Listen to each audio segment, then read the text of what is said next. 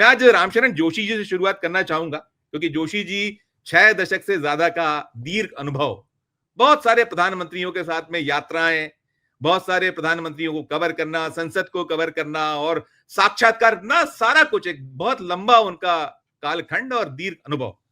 जोशी जी, आपने कल सुना होगा, हम सभी की निगाह नजर थी कि शायद शायद देश को ये जो, चाहे पहलगाम आतंकवादी जी नरसंहार है या जो उसके बाद जो सारा कुछ हुआ और डोनाल्ड ट्रंप और राहुल गांधी ने ताल ठोकी थी, बल्कि मैं एक काम करता हूं, पहले एक दो क्लिप सुनते हैं आपसे सवाल शुरुआत करने के पहले, वो जो कुछ ऐसा कि जो बहुत नागवार गुजरा, ये एक पहले क्लिप सुनिएगा मोदी जी ने जो कल कहा था, फिर उसके बाद मैं करता हूं आपसे सवाल।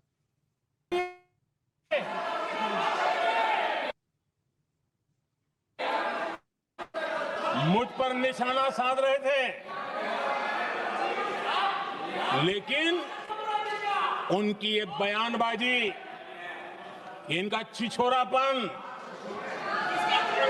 देश के सुरक्षा बलों का मनोबल गिरा रहा था। माननीय प्रतिपक्ष के नेता, एक मिनट, प्रतिपक्ष के नेता आपकी बात अपने ध्यान से सुनिए। आप बेटे कांग्रेस कर रहे हैं और कुछ नेताओं को पीछे से, ये उचित नहीं है आपके लिए। न भारत के सामर्थ्य पर भरोसा है और न ही भारत की सेनाओं पर, इसलिए वो लगातार ऑपरेशन सिंदूर पर सवाल उठा रहे हैं। ऐसा करके आप लोग मीडिया में हेडलाइंस तो ले सकते हैं, लेकिन देशवासियों के दिलों में जगह नहीं बना सकते। यहीं से शुरू करूंगा जोशी सर, आपने, मैंने जैसा कहा कि बहुत सारे प्रधानमंत्रियों के साथ यात्राएं, साक्षात्कार, छिछोरापन प्रधानमंत्री के मुख से, हमने ये इसीलिए इसका है कि जो विश्वगुरु हैं भारतीय जनता पार्टी के, कितना बेपटरी हो चुके हैं, क्या क्या वो बोल रहे हैं, उनको राहुल गांधी सपने में आते हैं, ये तो बार बार कहीं उनकी बातों में नजर आता है।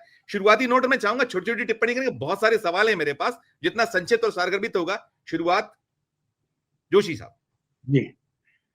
देखिए, मैं तो नरेंद्र मोदी जी की जो भाषण शैली है, पिछले 10 साल 11 साल से लगातार देख रहा हूँ, सुन रहा हूँ। अब वो सवाल ये है कि इसके उनका भाषण कोई भी लिखे, सबसे बड़ी जरूरत ये है कि आप उसकी अदायगी कैसे करते हैं। मैंने हमेशा से आपके चैनल पे भी कहा है कि उनकी अदायगी मुझे हमेशा एक नौटंकी लगती है। और एक पारसी थिएटर की एक शैली होती थी, अभिनय शैली, जिसमें सोहराब मोदी जैसे लोग थे, वो उनकी शैली, अब वो शैली पिछड़ती दिखाई दे रही है, उसमें फीकापन आ रहा है।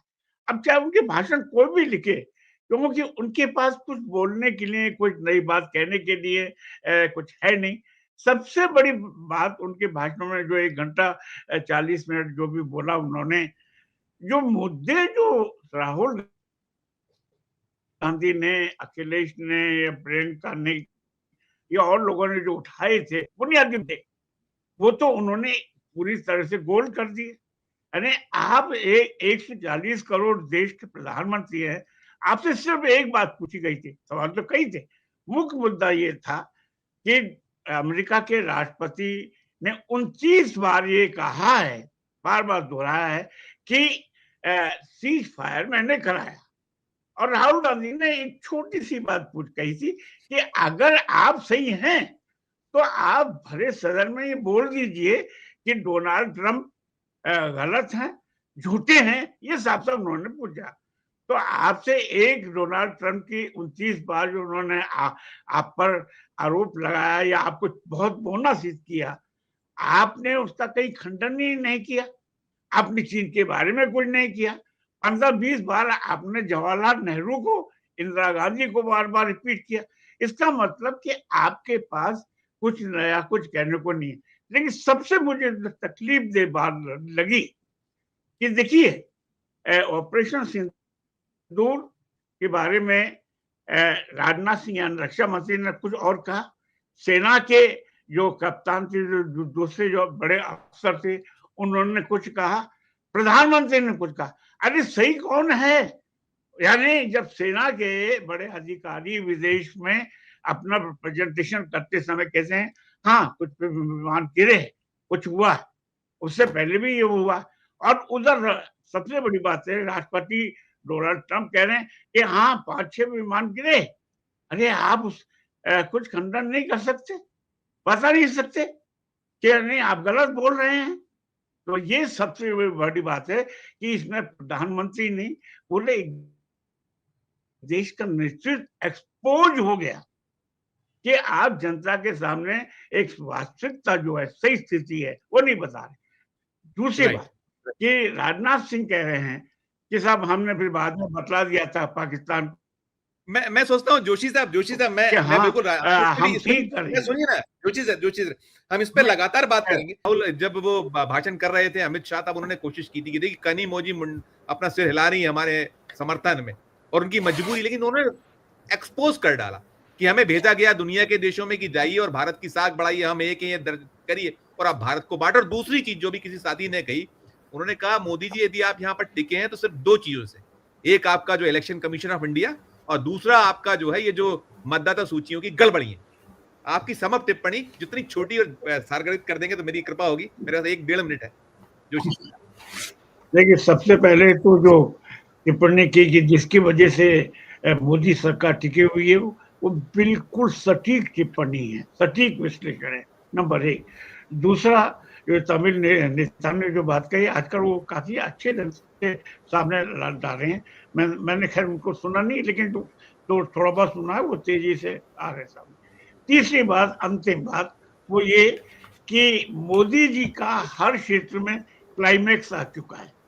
अब वो इससे आगे नहीं, इसके बाद वो उल्टा ही चलेंगे। और मैं अंत में इनकी तुलना करूंगा, एक नटखट बच्चे होते हैं ना, जिनको बार बार डांट पड़ती है लेकिन उसे बाज नहीं आते, इसलिए मैं मोदी जी को इनकॉरिजिबल बॉय के रूप में रखना चाहूंगा।